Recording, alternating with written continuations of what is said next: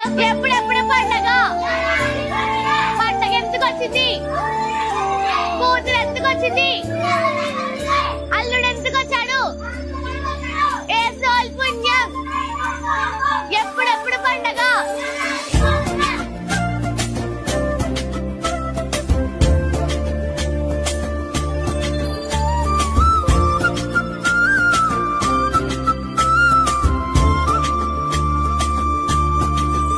ఎప్పుడెప్పుడు పండగ పండగ ఎందుకు వచ్చింది?